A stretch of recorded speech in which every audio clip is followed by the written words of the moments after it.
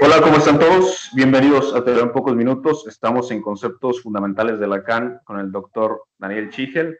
El día de hoy tenemos una sesión algo particular, algo especial, porque vamos a estar respondiendo algunas preguntas de algunos seguidores por aquí ya de esta serie de videos. Así que, bueno, Daniel, como siempre, preguntarte cómo estás y a continuación, pues sin más preámbulo, estaremos comenzando con las preguntas que son varias. Más bien no es que sean tantas, sino que quizás un video voy a hacer difícil extendernos para contestar con vehemencia como se necesita, ¿no? Entonces, pues vamos a tratar de dar una respuesta lo mejor posible y más concreto, ¿vale? ¿Cómo estás?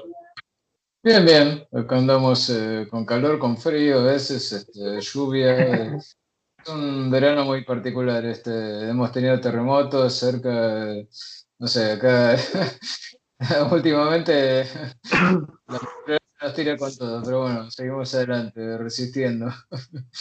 ¿Qué va a ser? Bueno, espero que les vaya de lo mejor posible porque sí está complicada la situación. Bien, Sí, vamos sí. a comenzar con la primera pregunta. Es de Carlos Iván Polina Sánchez, de aquí de México, y nos pregunta cómo se entiende el registro de lo real, tal cual, así es su pregunta. Ujú. Muy interesante. Sí, ya hemos hablado sobre el tema, sobre todo Ujú, distinguiendo lo real de la realidad, ¿no? En Lacan. Y también distintas maneras de entender cómo Lacan piensa lo real, ¿no? Porque no es lo mismo lo real desde una ujú, perspectiva, desde una interpretación milleriana, por ejemplo, que va más a la cuestión de la sustancia gozante y esas cosas, ajá, que una ajá, perspectiva, por ejemplo, al estilo de Apola, de apertura ujú, para otro Lacan, que lo considera como un real matemático en el sentido de una falla estructural o de algo que ujú, tiene que ver con lo imposible. O por ahí hasta hay otras opciones como la de Zizek, que lo entiende como eh, una especie de mixtura entre las dos cosas, ¿no? Porque plantea lo real como algo, por un lado, no simbolizable, pero que tendría que ver con la cosa en sí kantiana, de alguna manera, ¿no? ujú, Como lo inaccesible para la percepción y para el lenguaje, ¿no? ujú, Ya en una perspectiva mucho más filosófica, ¿no? Pero yo creo que Lacan claramente cuando dice lo real es lo imposible y lo da como una definición, está pensando en términos, en primer lugar, no en términos metafísicos, porque no es el interés de él, no quiere hacer una cosmovisión, sino más bien enfocarse en eso que es el sufrimiento psíquico del individuo, que se presenta a terapia con una demanda de análisis, y para ese individuo, una vez convertido en analizante, lo real es lo que aparece como imposible, y lo imposible tiene que ver con la imposibilidad de asignar un significante faltante, ¿no? O sea, es una cuestión que tiene que ver con lo estructural, si se quiere, lo estructural matemático, pero no en un sentido abstracto, sino aplicado a eh, el estudio de la estructura del discurso, y sí, hace referencia a algo que es bastante concreto y específico, y se podría dar un ejemplo muy simple, ¿no? Por ejemplo, yo siempre comento que para mí hay una persona que hizo una interpretación que me ayudó a salir de una situación conflictiva, que era estar metido dentro de una secta a la cual fui llevado por mi propio analista, con lo cual el analista ujú, también no va a hacer el papel de analista y otra persona puede hacer ese papel para uno, por eso es muy ujú, relativo, digamos, que sea una cuestión de profesión. ujú, Y era la imposibilidad de darle un nombre, que era el nombre secta, al lugar donde yo estaba, ¿no? Entonces ahí lo mm, imposible operaba como que yo me daba cuenta de que estaba en un lugar que era una secta, pero no lo podía decir, porque ujú, decirlo implicaba reordenar todo el universo simbólico en el cual estaba yo metido, y no podía hacer ese reordenamiento en ese momento, ¿no? ¿Por qué? Porque hubiera implicado tener que abandonar la terapia que hacía con mi psicólogo, porque era mi psicólogo el que me llevó a esa secta, o sea, había toda una serie de elementos que estructuralmente estaban concatenados y había algo que hacía agujero ahí, que era, bueno, la sensación de que algo no funcionaba y que me angustiaba, y la imposibilidad que tenía de darle nombre a eso para reestructurar todo y tomar una decisión que no quería tomar, ¿no? Que era la de Por dejar y supuesto. abandonar ese espacio. Entonces, creo que a eso hace referencia lo real, por lo menos lo real relativo, ¿no? Hay un real relativo, podríamos decir, y un real absoluto. Que podríamos decir que real siempre va a haber, o sea, siempre va a haber algo imposible para cualquier estructura simbólica, ¿sí? Lo que hacemos cuando logramos atravesar el fantasma, digamos, y logramos ponerle nombre a la situación de conflicto y rearticulamos el orden simbólico, y eso nos permite un cambio, ¿no? Un cambio que disminuye el sufrimiento psíquico, que para eso está hecho el análisis. Ahí estamos enfrentados a un real relativo, que es un imposible para nosotros, ¿no? Para un individuo, digamos, en particular. Individuo, bueno, es un término que no es adecuado para el psicoanálisis, habría que hablar del sujeto porque estamos hablando de la estructura significante, pero bueno, creo que se Sujeto. entiende, ¿no? La idea. Sí, sí, sí, Entonces, de hecho. ahí no es que ya no va a haber real, porque lo real es lo imposible y lo imposible está siempre presente en toda estructura simbólica. Toda estructura simbólica tiene Sí, un agujero. Eso es lo que determina, por lo menos, la aplicación del teorema de Gödel, extendiéndolo, como hace ujú, Lacan, al ámbito del significante. Pero en el caso de cada uno, poder nombrar eso que no era posible nombrar y hacer esa reestructuración simbólica, desplaza lo real hacia otro ámbito que ya no es causa de sufrimiento, ¿no? Este, y eso permite sí, superar la situación del goce, ¿no? Como se dice. ok, excelente Daniel. Una gran respuesta. Y no sé si podamos irla relacionando o no. Si no, no hay problema con la siguiente pregunta.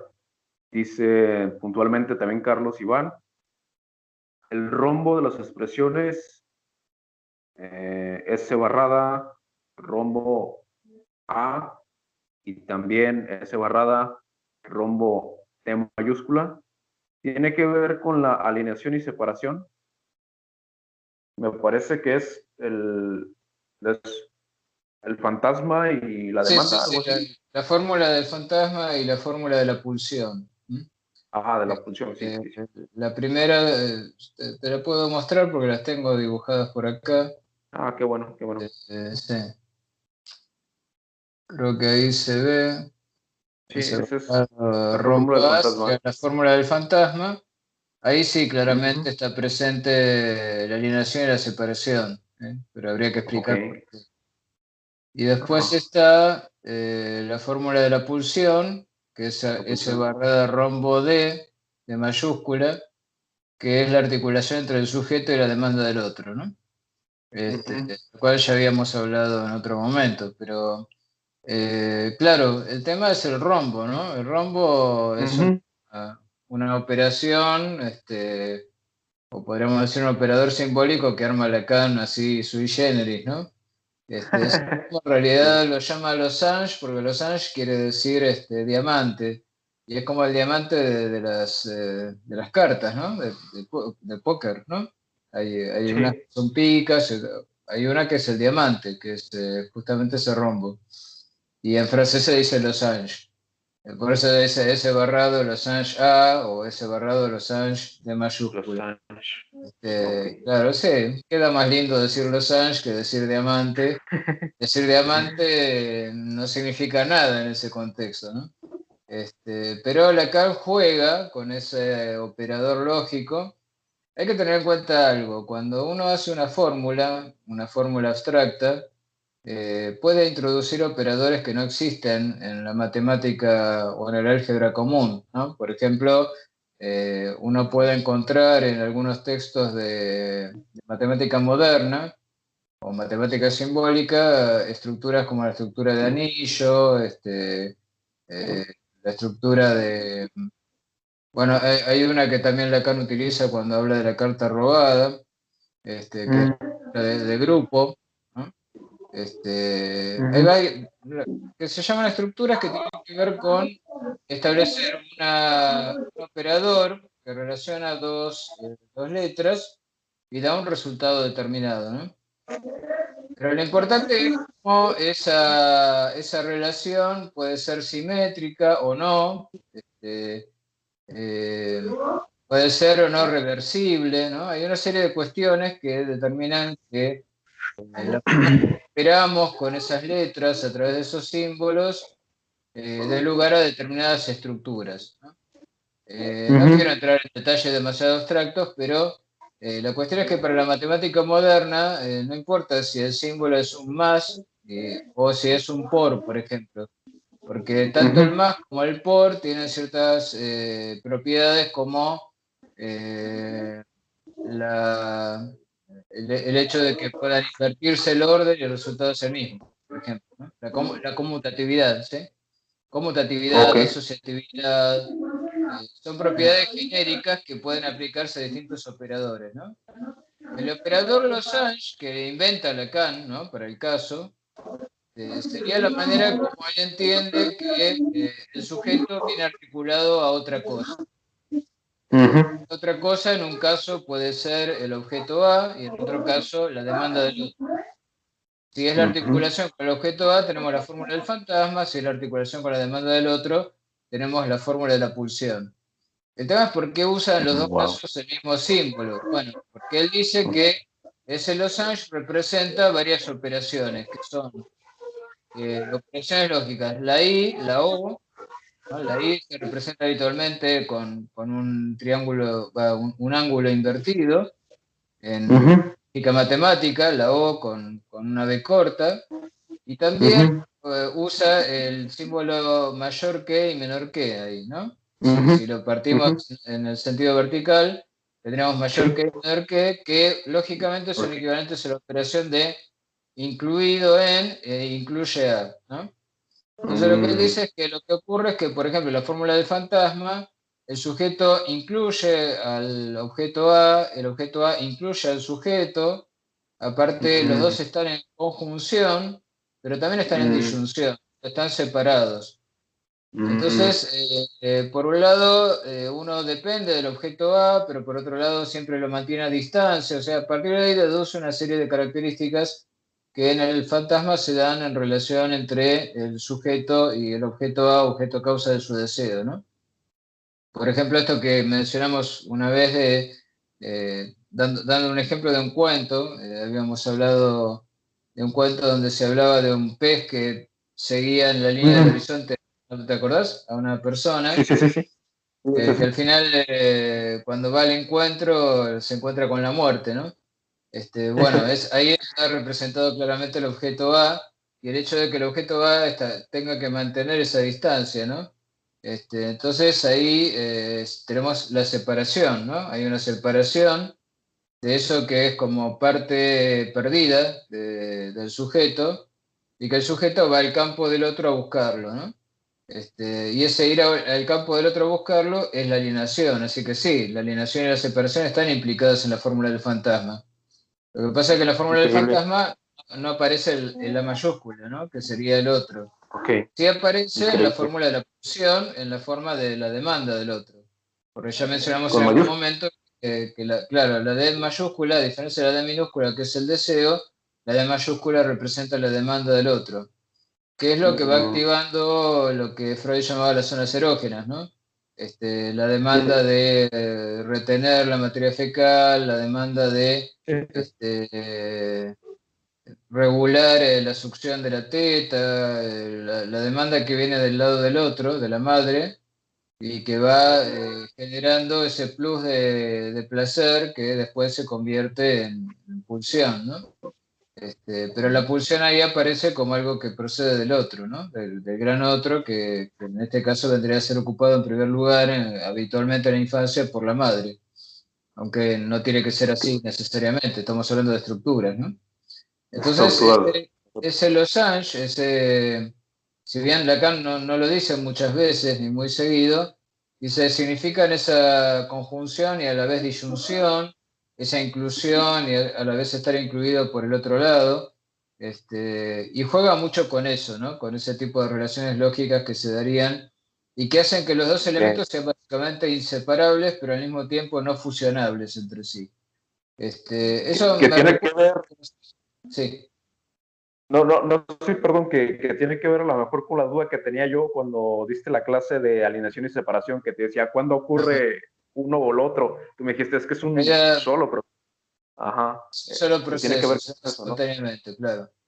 Porque aparte de Ok, la separación, generalmente se dice que sería como el final del análisis, y eso es un grave error, porque se confunde la separación con ganar la autonomía, la libertad, y Lacan no cree que exista la libertad ni la autonomía. claro, No es claro. eso, ¿no? De hecho, hasta en la psicosis están alienación y separación. Lo que pasa es que eh, después de la separación se da una alienación en una forma tan radical que no existe ya posibilidad de una distancia, ¿no? O sea, es Claro, como por que supuesto. el objeto A vuelve a juntarse con el sujeto y lo obtura totalmente, ¿no? Y a su vez el sujeto obtura la falta en el otro. Entonces ya no hay más separación de alguna manera. Hay y no hay, digamos. Es una situación un poco contradictoria, porque tampoco De es hecho, que el Daniel, psico no hable, ajá, ¿no? Entonces está en el ajá. lenguaje. De, Este, sí. no, de hecho, me surge, ahora esta pregunta es mía, ¿eh? Me robo el espacio. No, lo que Sí. pasa es que escribiste hoy un estado que a mí me dejó perplejo y no te pregunté nada, pero aprovecho para que el público también lo sepa, sobre esta cuestión del objeto A y de lo que la sociedad ha querido y con la pandemia. No sé si te voy siguiendo y si no, corrígeme, no hay problema. Que el objeto A debe de mantenerse a cierta distancia porque si está muy cerca ocurre algo, pues no tan bueno, ¿no? ¿Qué ocurre? Y ocurre la psicosis, ocurre la catástrofe, digamos, la muerte Ok. subjetiva. Ah, Porque justamente el objeto causa de deseo tiene que permanecer a distancia. Si se pierde esa distancia, desaparece la metáfora, la metonimia, no hay represión, está todo a la vista, pero no opera, ¿no? Entonces, en última instancia, tenemos la psicosis, ¿no? La estructura de la ujú, psicosis. Eh, no digo que hayamos llegado a esa situación ahora, pero sí la angustia que indica para Lacan, la cercanía excesiva del objeto A, ¿no? El mm, objeto causa el deseo cuando está demasiado cerca, angustia. Y mm, justamente el perverso lo que hace es ponerse en el lugar de objeto A, ujú, presentándose como lo que satisface al sujeto. Lo ujú, satisface obturando su falta, ¿no? Como diciéndole, ujú. esto es lo que te hace falta. Y eso es lo que tiene de manipulador el perverso, que le da al neurótico lo que el neurótico busca, Neurótico. pero el neurótico, si lo consigue, se angustia porque justamente se trata de que no hay nada que pueda obturar esa falta, ¿no? Y cualquier cosa que se presente Sí, como sustituto va a ser algo metonímico que va a ser sustituido siempre por otra cosa, ¿no? Y sí, así tiene sí. que ser, digamos, eso es lo propio del deseo, porque si no, el deseo se satisfaría, se terminaría y ya no quedaría por qué vivir, ¿no? Este, Terrible. claro, pero está muy bien De hecho, pensado por Lacan. Lacan lo piensa claro. maravillosamente bien porque me fascina esto de cómo da vuelta las cosas, ¿no? Porque era muy habitual decir que el perverso te toma a vos como objeto. Y en realidad Lacan dice, es al revés, el perverso te toma como sujeto y él se pone como objeto. Pues se pone como el Sí, sí, objeto que viene a satisfacer al sujeto y eso es lo que angustia justamente al sujeto, porque lo que angustia no es la falta, sino que es la presencia de lo que obturaría esa falta. Es maravilloso el increíble. análisis que hace y es tal cual, Claro. porque justamente cuando vos te encontrás con que aparece, ¿por qué estaba todo el tiempo la gente diciendo en el año 2000?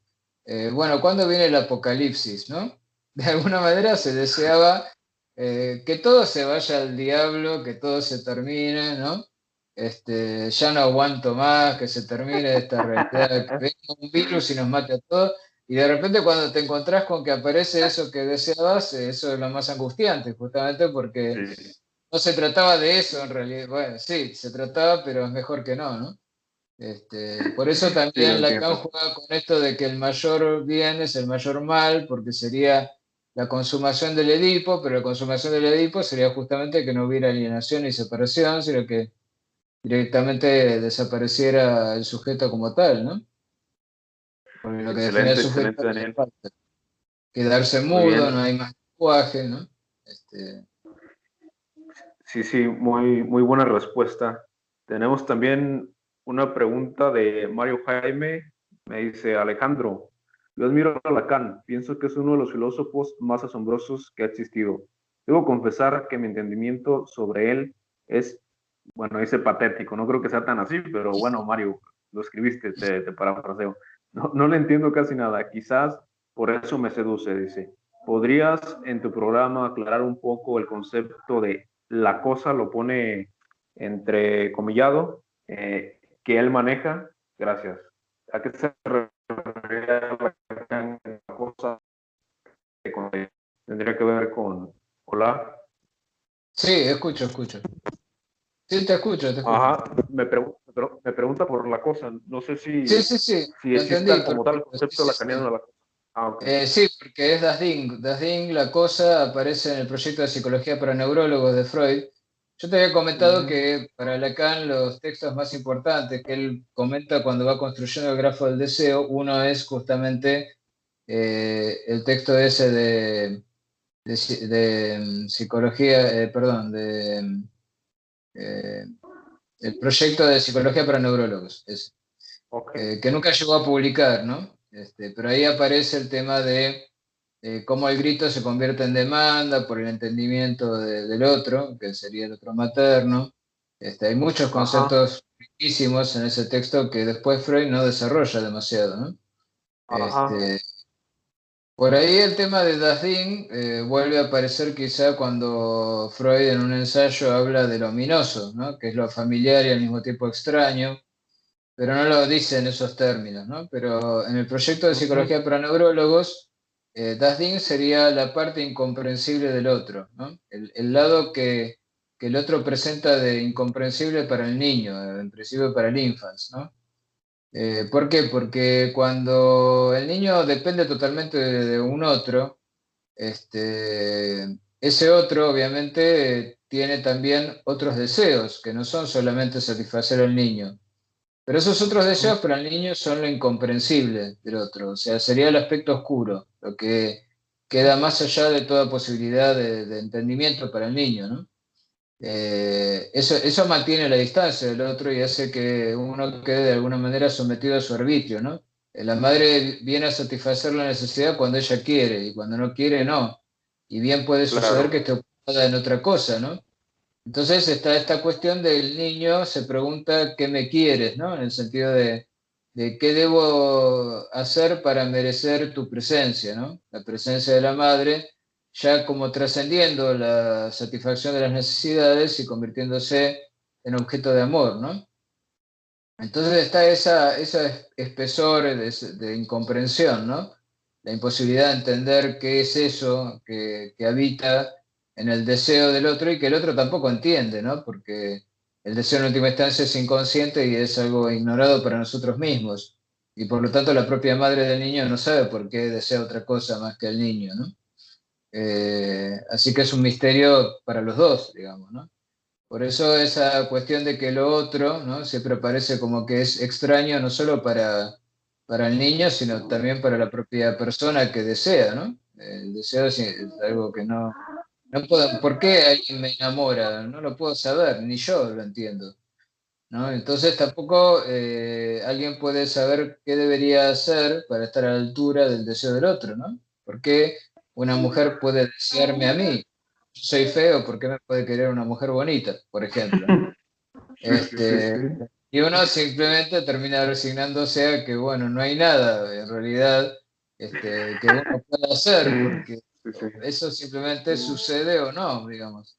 ¿Qué lugar venimos a ocupar en el deseo del otro para que el otro permanezca a nuestro lado y nos dé su amor?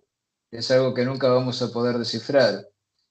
Todo eso está Wow. relacionado con Das Ding, con la cosa como Lo que pasa es que Freud lo relaciona con el concepto de la cosa en sí de Kant, ¿no? Como lo imposible Ujú, de simbolizar. Bueno, viste ujú. que en nuestro libro hablamos mucho de ese tema, ¿no? De cómo interpretar Sí, la sí, sí. cosa en sí en Kant. Y vos muy bien señalaste Ajá. que Kant no está hablando de una cosa como algo Ujú, sustancial, este, que es una confusión muy común, ¿no? Y que también se puede plantear cuando se habla del goce, ¿no? Como si fuera una ujú. cosa, ¿no? Una especie de Una piedra, cosa. de cosa sólida, que simplemente se sustrae a nuestra comprensión o a nuestra percepción. Más bien Ujú. es una no cosa, es algo que permanece en el horizonte como imposible de alcanzar, ¿no? O sea, se relaciona Sí. mucho con el objeto A también, como eso que causa deseo, pero nunca está claro qué es ni por qué lo causa, ¿no? Simplemente hay cosas que vienen a ocupar el lugar de eso que falta, pero no hay una solidez de eso, ¿no? Y lo mismo pasa con la cosa en el sentido, en el sentido kantiano lacaniano, digamos, de la palabra, ¿no? Claro. Lacan revisita en la obra de Freud, ¿no? Por supuesto. Con esto que mencionas, Daniel, yo me preguntaría si en una situación no interpersonal de elección, por ejemplo, no sé, esto a lo mejor está fuera de los marcos, pero igual me gustaría saber qué opinas, ¿no? Una elección, por ejemplo, de un automóvil que tú tienes cierta cantidad de dinero y tienes una opción de 20 autos, o sea, algo más cotidiano, ¿también aplicaría esto o solamente aplica para cuestiones interpersonales, para elecciones interpersonales? Es una ¿O buena es difícil? pregunta. Lo que pasa es que, a ver, habría que pensarlo en términos muy fetichistas, ¿no? Para que eso sea Oh, ok, aplicable a la elección de un auto determinado, aunque obviamente existe el fetiche. Y existe el fetiche de la marca, por ejemplo, porque alguien elige una marca determinada de autos, incluso compulsivamente, en el sentido de que cuando cambia el auto tiene que utilizar un sustituto que sea de la misma marca, porque bueno, la marca funciona como el aspecto metonímico, ¿no? Que permite pasar de un objeto de deseo al otro. En principio sería aplicable porque ahí también está presente el deseo y no es una cuestión puramente de utilidad, ¿no? Entonces hay Ujú. un plus de goce. Yo creo que eso es muy rico si se utiliza, por ejemplo, en publicidad, ¿no? Para tratar de entender qué tipo de satisfacción se busca. Y de hecho los Ujú. publicitarios saben manejar eso, ¿no? Ujú. Saben encontrar el gancho para que el que compra se vea seducido. Pienso también en las publicidades, siempre aparecen mujeres bonitas en esos autos, Sí, generalmente también. con poca ropa, ¿no? Entonces eso genera un tipo Claro, de sí. asociación, ¿no? Que le da ese plus de deseo, ¿no? Hace deseable a esa marca en particular. Eso lo explotan muy bien los que saben hacer publicidades, ¿no? Aunque ahora con todo el movimiento feminista y demás se les resulta mucho más difícil plantearlo en esos términos, ¿no? Pero se sigue usando, digamos, ¿no? Sí, sí, Siempre está sí, por supuesto. implicado ahí también el deseo sexual, ¿no? Y la imposibilidad de la relación sexual también es la imposibilidad de encontrar el auto ideal, se me ocurre, por ejemplo. Por Y el hecho de supuesto. que siempre algo va a fallar, porque aparte, como me comentaba una vez un publicista, un amigo, Alberto Álvarez Devans, Ujú. uno cuando saca el auto del concesionario ya no es 0 kilómetros. Entonces ya estamos en problema, digamos. Ya lo empezaste a Sí, usar y ya dejó de ser ya, un 0 kilómetros. el O auto. sea, y 0 kilómetros como el ideal, ¿no? Entonces ya está Sí, usado, ya está gastado. ya. Eh, y De eso inmediato se pasa termina eso. en general con todas las relaciones, ¿no? Que te tenés que acostumbrar a que no es 0 kilómetros, ¿no? Ah, Así que claro, sí. si lo querés ver Entiendo así, perfecto. y aparte se podría hablar del aspecto incomprensible del objeto auto y que angustia aparte, ¿no? A mí se me ocurre no tanto con los autos porque no soy muy afecto, Ujú. digamos, más bien lo uso y no otra cosa. Lo busco como satisfactor de alguna necesidad y nada más, pero me pasa, por ejemplo, con los electrodomésticos cuando fallan, ¿no?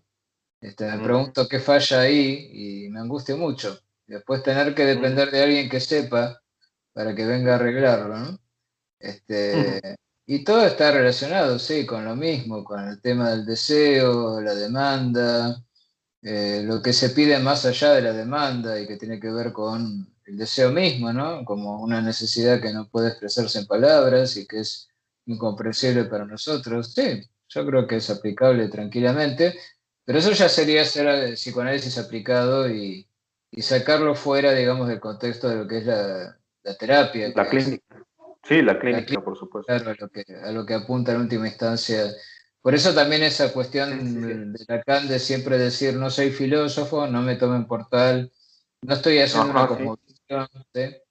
Ujú. Que yo no lo entendía bien, no entendía bien por qué esa Claro, posición, pero claro, queda mucho más claro si pensamos que, bueno, después de todo el objetivo era la terapia analítica y la ética del analista tiene que ver con el sufrimiento, el tratamiento del sufrimiento, ¿no?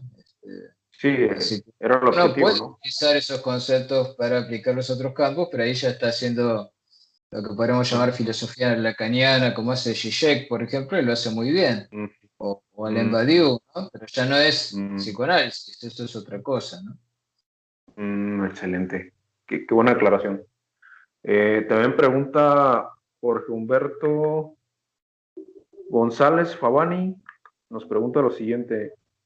No sé si ya se haya mencionado sobre la cuestión de entrecomillado la letra en Lacan, porque no me ha dado el tiempo de estar al corriente de sus clases. Bueno, espero que los tenga después. Si no fuera el caso, quisiera saber qué es la letra y a qué se refiere con leer la letra. Entrecomillado también el último, leer la letra. Sí, sí. Es una buena observación. Claro, porque Lacan entiende que la letra no es lo mismo que el significante, aunque a veces pueden confundirse, ¿no? El significante siempre está en el contexto de un lenguaje, podríamos decir, ¿no? Donde hay relaciones de posición, significante, ¿no? Un significante no es los otros, bueno, eso lo decía el estructuralismo. Pero aparte de esas cuestiones puramente matemáticas está la cuestión del contexto de enunciación, de los aspectos pragmáticos, de cómo lo que uno dice genera efectos y cómo se hacen cosas con las palabras, como decía Austin. Ujú, O sea, hay muchas cuestiones relacionadas con el significante que en última instancia están presentes también en la poesía, ¿no? La metáfora y la metonimia, como recursos literarios que también son recursos del inconsciente para hacer aflorar el deseo y poder articularlo, aunque sea inarticulable, que es una de las paradojas que menciona Lacan, ¿no? Que es inarticulable, pero está articulado, porque el deseo sigue siendo algo del orden del lenguaje y no puede escapar a ese orden. Entonces se ujú, dice sin decirse, se dice como en eco, en un medio decir, bueno, todo eso que plantea Lacan. Con la letra desaparece todo eso porque la letra sería, si pudiéramos reducir toda esta relación de significantes a pura sintaxis, ¿no? Como pasa en el álgebra matemática, ¿no? Como pasa en la lógica, donde lo que tenemos son letras relacionadas con símbolos, ¿no? Este, Eso lo podemos ver, por ejemplo, la letra suele ser un recurso en física o mismo en matemática cuando hay una operación que no tiene resultado, ¿no? Entonces, al no tener resultado, pero al haber una necesidad de seguir operando, se pone una letra. Por ejemplo, la raíz cuadrada de menos uno se sustituye por la letra i y se la trabaja como si fuera un ujú, número. O en el ujú, caso de la física, bueno, para que hablemos de la fuerza, sin que tenga la connotación que tiene el ejercicio de la fuerza que hace una persona, por ejemplo, ujú, usamos la letra F, ¿no? Y la relacionamos con ujú, otras letras, como la letra A, aceleración, y la ujú, letra M, que representa la masa, ¿no? Entonces llega un ujú. momento en el cual ya no importa qué significan esas letras, sino que interesan las relaciones sintácticas que tienen con otras letras. Entonces ahí es cuando algo es tomado a la letra, por así decir, ¿no? En el sentido de que Ujú, damos las connotaciones que tiene y vemos solo las puras relaciones abstractas matemáticas que tienen esas letras o esos símbolos entre sí, ¿no? Sería el ideal de ujú, la transmisibilidad de un conocimiento, ¿no? Si yo pudiera convertir el psicoanálisis en un conjunto de letras con relaciones entre ellas, sería perfectamente transmisible y comunicable. Y no dependería de un ujú, autor y de cómo ese autor se presenta en el saber que dice manejar, y se eliminaría el problema del Magister Dixit, ¿no? Que ujú, es así porque lo dijo tal o cual persona, ujú, sino que las propias ujú, relaciones, las letras hablarían por sí mismas y no se necesitaría más que eso, ¿no? Que es un poco el ideal ujú. también que tenía la filosofía analítica, ¿no? En algún momento. Para llegar a una ciencia perfecta, Sí, tener un lenguaje sin ningún tipo de vaguedad ni ambigüedad. Ese sería un lenguaje de puras letras. Y un poco Lacan hace referencia a eso, ¿no? Su proyecto de elaborar elaborar matemas es un proyecto de poder expresar las cuestiones relacionadas con el sujeto con puras letras y relaciones entre las letras. ujú. Proyecto De que hecho, quedó como proyecto, ¿no? Que nunca terminó de concretarse del todo y quizá no se pueda concretar totalmente porque quizá no se pueda hacer puro matema, ¿no? Este, porque después esas letras hay que interpretarlas, aplicarlas al contexto y ahí ya empiezan las interpretaciones, las ambigüedades y demás. Cosa que también pasa en física, yo te lo he comentado ya antes, ¿no? No es que pasa eso solo en psicoanálisis, porque en física también hay interpretaciones de la mecánica cuántica. La mecánica cuántica se basa en relaciones sí, claro. puramente entre letras y números, pero después el tema es qué quiere decir esto, ¿no? Y entonces ahí empiezan las interpretaciones, ¿no? Quiere decir que la realidad no es fija hasta que no hay un sujeto que la observa y otro dice, no, en realidad no tiene nada que ver con el sujeto, sino con los aparatos de medida, y bueno, y ahí empiezan las discusiones, ¿no? O la teoría de los Sí, mundos múltiples, todo eso son interpretaciones. Y las interpretaciones por ya son supuesto. como filosofías, ¿no? Porque le dan un contenido de cosmovisión a lo que en principio funciona bien para dar cuenta de determinadas experiencias o experimentos, pero que una vez que empezamos a interpretarlo ya da lugar a dudas, ¿no? A dudas y, y ya no hay un acuerdo homogéneo, digamos, entre las distintas personas a la hora de leer esas letras e interpretarlas. Lo ideal Claro, sería por que uno supuesto. pudiera agarrar lo que dice un sujeto, ponerlo con las letras estas como S barrada A, encontrar qué va al lugar del A en esta persona, cómo opera como sujeto, cuál es el elemento significante faltante para que pueda superar su situación traumática. Trauma quiere decir agujero, entonces es un significante faltante. Entonces uno en principio podría hacer fórmulas matemáticas que resuelvan la ecuación que es lo que hace sufrir a esta persona, ¿no? Este, eso sería ideal, ¿no? Es un poco el ideal de Claro. Leibniz. Leibniz decía, en el futuro, cuando dos filósofos estén discutiendo, dirán calculemos, pondrán sus símbolos ahí y llegarán a un resultado que ninguno de los dos pueda contener. Esa era la esperanza de él, ¿no? Lo que se proponía Difícil. construir como un lenguaje perfecto, universal y de tipo matemático, ¿no?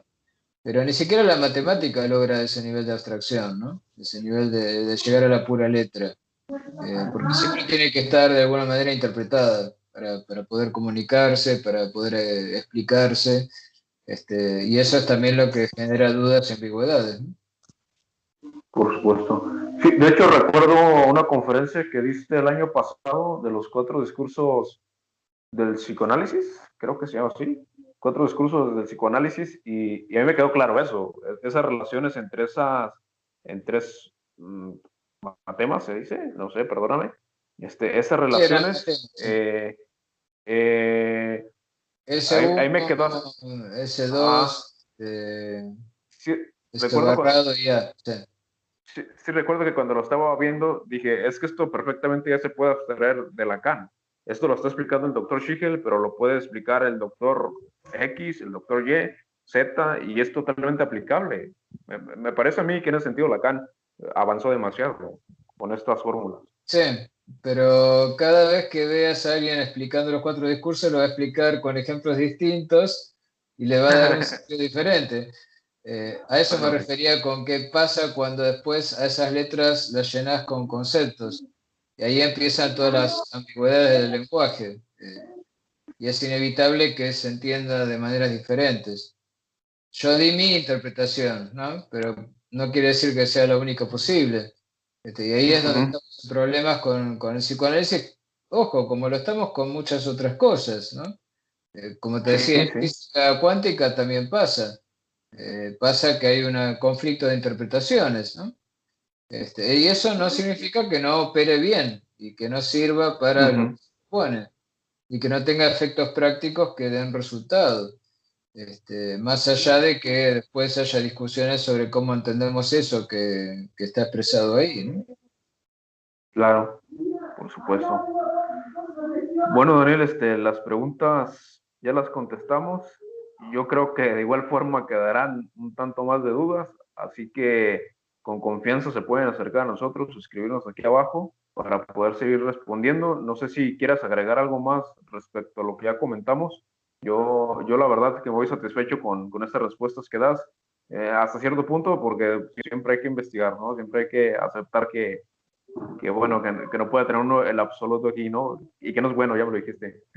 Por supuesto, siempre es bueno que vean otro, porque me quedé pensando en esto que decía uno de los muchachos que preguntaban, que decía, Lacan es un pensador maravilloso, pero no lo entiendo, ¿no? Algo así dice. Sí, sí, sí.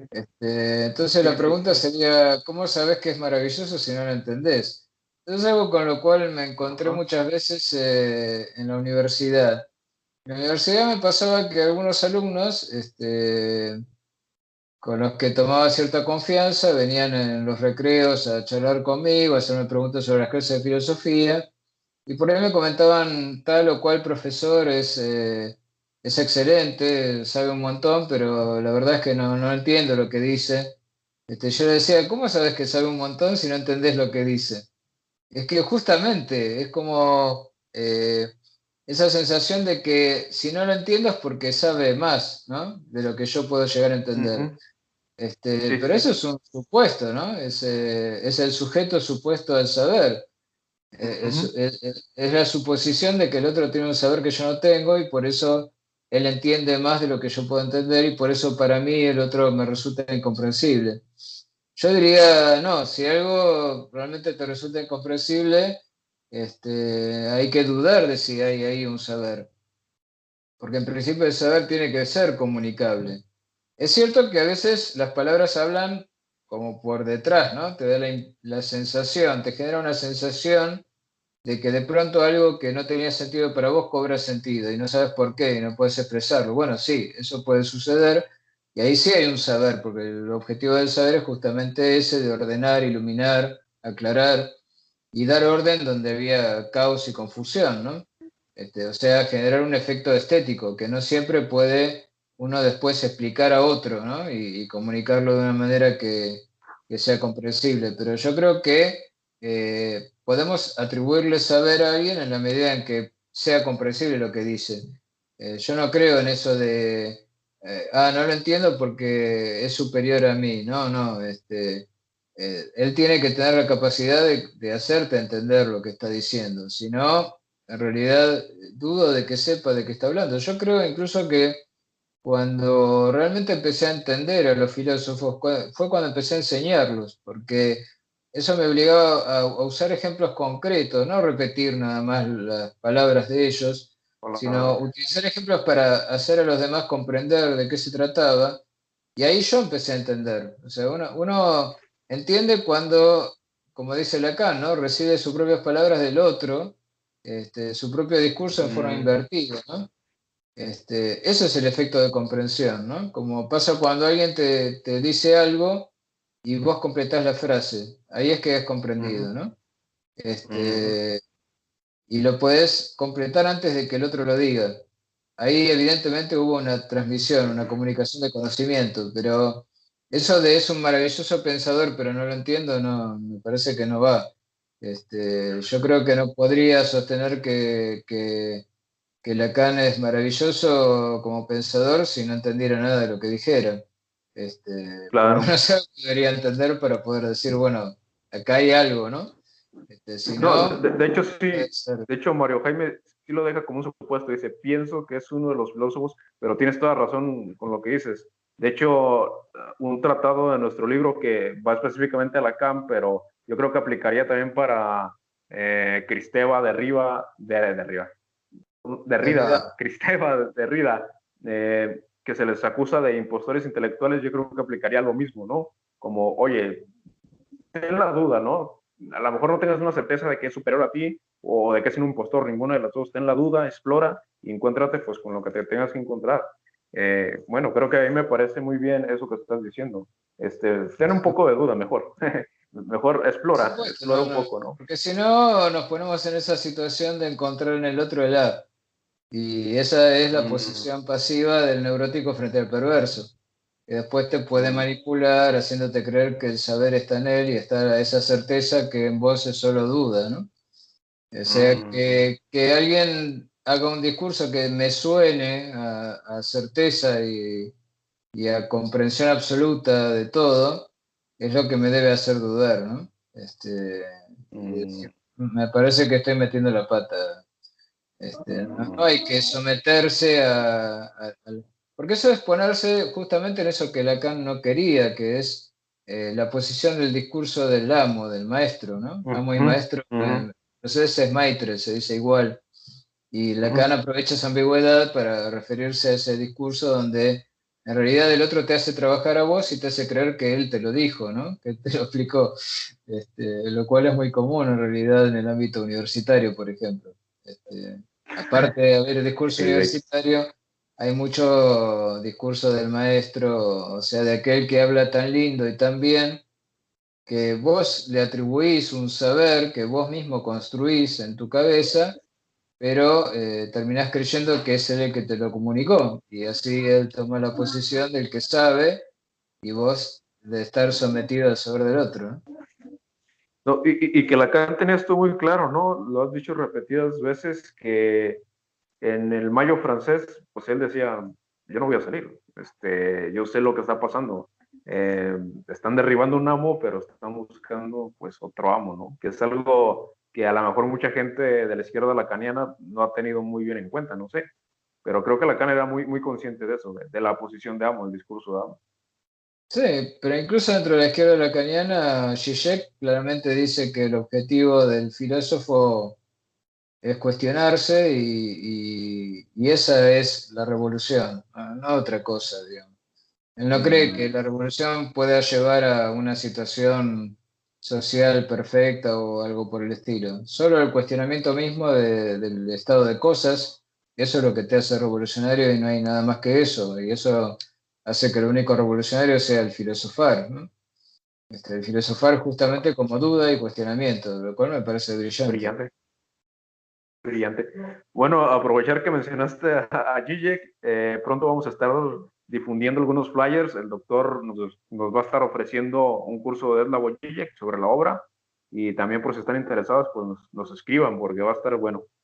Daniel, no sé si quieras finalizar con algo. Creo que cumplimos el mínimo, pues, para responder a estas preguntas de estas personas que han estado viendo nuestros videos.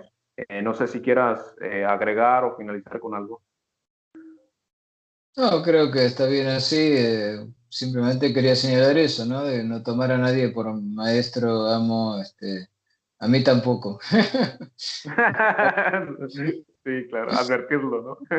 No lo hagan, no lo hagan. No, no es la idea. Ayudar, sí, a entender en última instancia, ¿qué hago yo? Yo comento mi Lacan, que no es el Lacan porque el Lacan no existe, como no existe la mujer, digamos, ¿se entiende? No hay el Lacan. Y hay que soportar eso, digamos, que lo que hay son interpretaciones, ¿no? Eh, Yo tengo la mía, bueno, las pongo, quien le guste, le parezca bien, me seguirá y quien no, bueno, seguirá otra posición, pero no voy a sostener como un amo que la mía es la verdad. Por supuesto. Brillante, Daniel, con lo que mencionas, me lo llevo a casa. Gracias a todos los que estuvieron en este video. Reitero, pueden hacernos preguntas, sugerirnos temas, estaremos atendiendo en la medida de lo posible a sus dudas. Y Daniel, pues muchas gracias por esta clase que más bien fue responder preguntas y aclarar algunos puntos. Muchas gracias, nos estamos Excelente. viendo. Chao, hasta luego.